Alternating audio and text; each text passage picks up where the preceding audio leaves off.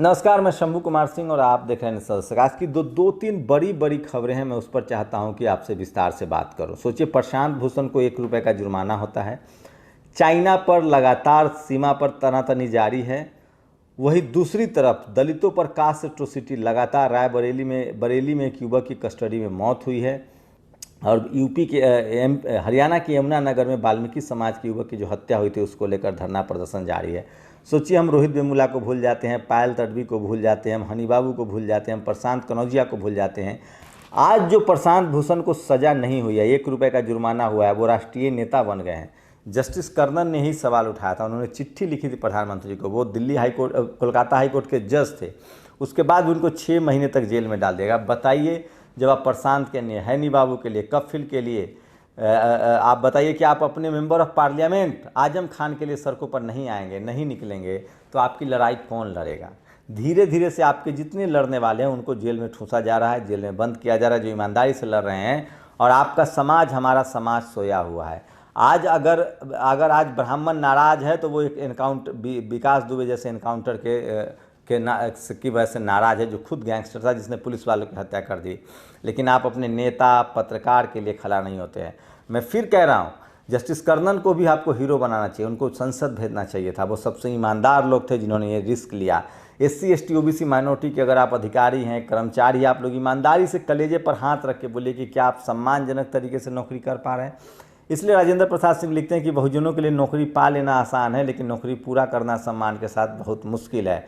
सोचिए, प्रशांत भूषण के मामले में कोर्ट ने क्यों सरेंडर किया? 1 रुपये का जुर्माना ये जानबूझकर नौटंकी किया गया है, ताकि नाखून भी कट जाए और बहादुर भी कहलाए। आप बताइए। तो सोचिए, वो हीरो बन गए क्योंकि उनके साथ उनका समाज खड़ा रहा, देश खड़ा रहा, सारे वकील खड़े रहे, सारा सवर्ण समाज खड़ा रहा। जस्टिस कर्नन के साथ हम लोग खड़ा नहीं हुए। ये अलग बात है कि हमारे जज नहीं है, ब्यूरोक्रेट्स नहीं, लेकिन हमारे मेंबर ऑफ पार्लियामेंट तो हैं, हमारे विधायक तो हैं। अगर जिस दिन हमारे मन से डर निकल जाएगा, जो मानसिक डर है, कल हमें भी जेल में डाल दिया जाएगा, हमें भी मार दिया जा सकता है। लेकिन मैं बार बार कह रहा हूँ कि जलालत की ज़िंदगी से अच्छा होती है शानदार मौत, इज्जत की मौत।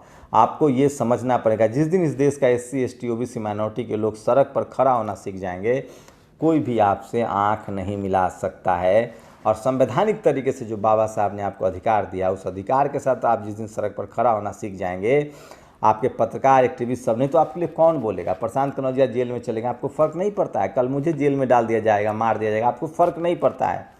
जगदेव बाबू को मार दिया, पेरियार को मार दिया, फूले, अम्बेडकर, साहू जी, कितना आंदोलन चाहते हैं, कितना खून चाहते हैं। कब तक आप लोग जगेंगे?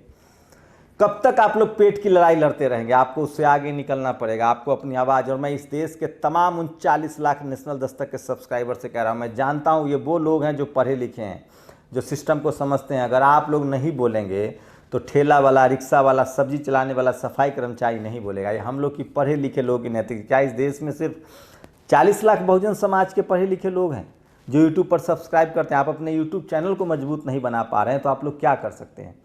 आप कल प्रशांत कनौजिया के लिए खड़ा नहीं है, जिसने आपको आवाज़ दी। आप हनी बाबू के लिए खड़ा नहीं है, जिसके चलते OBC के हजारों छात्रों का दिल्ली यूनिवर्सिटी में दाखिला हुआ। आप आनंद तेलतुम्बरे के साथ खड़े नहीं हो पा रहे, आप कफिल खान के साथ खड़े नहीं हो पा रहे, आप तमाम मुसलमान नेताओं के खिलाफ खड़े नहीं हो पा रहे हैं, मुसलमान युवकों के खिलाफ खड़े नहीं हो पा रहे, तो आप क्या करेंगे? बरेली में आपके युवा को मार दिया जाता है, यमुनानगर में आपके युवा को मार दिया जाता है। रोहित वेमुला के लिए आप खड़ा नहीं हो। देखिए, उन्होंने सुशांत सिंह की किस तरह से जांच करवा ली।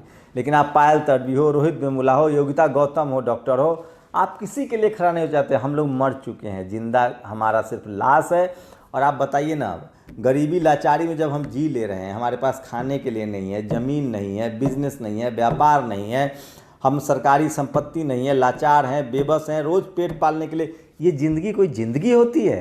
Nothing is disgraceful. दुनिया में सबसे खराब चीज़ है एक व्यक्ति के लिए उसका आत्मसम्मान छीन जाना। कब तक आप लोग इस तरह से जाहिल, गवार, गरीबी, लाचारी, बेबसी में जीते रहेंगे? मैं फिर कह रहा हूँ, अपने कॉन्स्टिट्यूशनल राइट्स, अपने संवैधानिक अधिकार को समझिए। आपका देश है, हम सब इस देश के मूल निवासी। आपको समझना पड़ेगा किस तरह से आपको कर्मकांड में फंसा दिया गया है। ये गरीबी, लाचारी, बेबसी आपके पूर्व जन्मों का या किस्मत का दोष नहीं है, ये आपके सोचने का दोष है। आपको पहले स्कूल विद्या बिन गति गई, गति बिन मति गई, मति बिन व्यापार गया। आप पर पुलिसिया कहर टूटता है, आप पर रोज़ मारा जाता है, आप पर रोज़ डंडे बरसाए जाते हैं, आप पर रोज़ अत्याचार हो रहा है। प्रशांत कनौजिया को जेल में डाल दिया था, आप कुछ नहीं कर पाते हैं। आपको खड़ा होना पड़ेगा, आपको बोलना। जिस दिन बहुजन समाज 85% आबादी सड़क पर खड़ा होना सीख गया, इस देश में अन्याय करने वालों की चूल्हे हिल जाएंगी, क्योंकि बाबा साहब ने हमें एक संविधान दिया है और तभी ये देश मजबूत होगा। ये आपको समझना पड़ेगा, नहीं तो आप पीढ़ी दर पीढ़ी अशिक्षा, गरीबी, लाचारी, बेबसी में मरते रहेंगे। इस देश में अम्बेडकरवाद अगर आप अपनाएंगे तो उसमें सबसे बड़ी बातचीत होती है कि आप अमीर होते हैं। अभी मैं दिल्ली के सोशल जस्टिस मंत्री राजेंद्र पाल से बात कर रहा था, वो 3 पीढ़ी पहले उनके पिता ने बाबा साहब को समझ लिया। मैं बाबा साहब को समझाऊं, मेरे तन पर कपड़ा है, खाना मिल रहा है, आप लोगों से बात कर रहा हूँ, देश भर में लोग जानते हैं। बाबा साहब को मानने का, अम्बेडकरवादी फूले विचारधारा को मानने का सीधा सीधा मतलब है कि आप कर्मकांड से निकलेंगे, आप पढ़ाई लिखाई पर जोर देंगे, आप सत्ता से आंख में आंख मिलाकर बात करेंगे। इस देश में जितना बहुजन समाज का आदमी है उसमें इक्का दुक्का को छोड़ दीजिए तो सारे लोग बाबा साहब की वजह से बेहतर जिंदगी हुए हैं। अम्बेडकरवाद आपको जहालत से ही निकालता है, अमीर बनाता है, लाचारी बेबसी से आपको निकालता है, आपको ताकत देता है। दुनिया में सबसे बड़ी ताकत होती है मानसिक ताकत।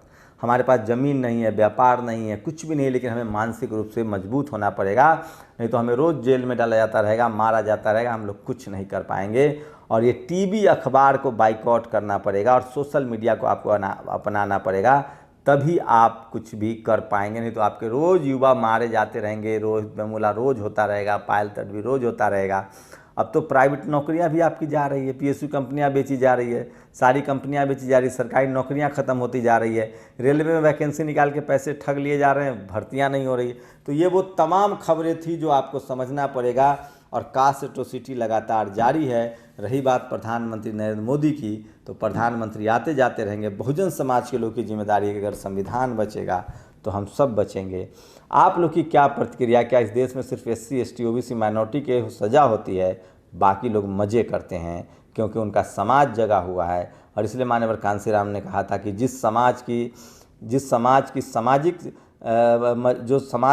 रूप से मजबूत नहीं होता है, एकजुट नहीं होता है, वो समाज का भी हुक्मरान नहीं हो सकता। इसलिए बाबा साहब ने कहा था कि शिक्षित बनो, संघर्ष करो, एकजुट रहो। आप लोग की क्या प्रतिक्रिया? क्या आप 85% आबादी के आप जिस दिन अपने इलाके में कोई, मुझे रोज़ हज़ारों कॉल आते हैं, मेरा ज़मीन छीन लिया, मुझे FIR कर दिया, घर में घुसकर मारा है, मेरे दादा को मार दिया, चाचा को मार दिया, तंग आ जाता हूँ, परेशान हो जाता हूँ। जिस दिन आप लोगों ने डेमोक्रेटिक तरीके से सड़क पर खड़ा होना सीख लिया, इस देश में बहुजनों की इतनी आबादी है, इस देश में हमारे बाप दादाओं का खून मिला है, आज़ादी की लड़ाई से लेकर तमाम लड़ाइयों में हम लोग मूल निवासी, हम इस देश के नागरिक हैं, हम इस देश को मजबूत बनाना चाहते हैं। जानबूझकर इस देश को बेचा जा रहा है, इस देश को बर्बाद किया जा रहा है, रेल बर्बाद किया जा रहा है, PSU कंपनियां बर्बाद की जा रही है, तमाम जगह निजी सरकारी स्कूल, सरकारी अस्पताल बर्बाद किए जा रहे हैं। और इस समझ लीजिए आपको कि ये वो लोग हैं जिनकी 4-4 पीढ़ी, 5-5 पीढ़ी बैठ के खा सकती है। ज़मीन उनका है, जंगल पर उन्होंने कब्जा कर रखा है, सारे संसाधन पर कब्जा कर रखा है। आपके हिस्से में गरीबी, बेबसी, लाचारी आएगी। इसलिए अब भी ज़रूरी है कि बोलना सीख लीजिए, नहीं तो आपकी आने वाली नस्लें भी गूंगा पैदा होंगी। वो प्रशांत भूषण होंगे, 1 रुपया में हीरो बन जाएंगे, आपके जस्टिस कर्नन को जेल हो जाएगा। तो ये स्थिति है। आप लोग की क्या प्रतिक्रिया? अपनी प्रतिक्रिया जरूर दीजिए। शुक्रिया। नेशनल दस्तक की आपसे गुजारिश है कि अगर इसको बचाना चाहते हैं तो नेशनल दस्तक को सब्सक्राइब करने के लिए रेड कलर के सब्सक्राइब बटन को दबाएं, फिर बेल आइकन की घंटी दबाएं। नेशनल दस्तक को बचाने के लिए बहुत जरूरी है कि हर खबर को शेयर करें, लाइक करें, कमेंट जरूर करें।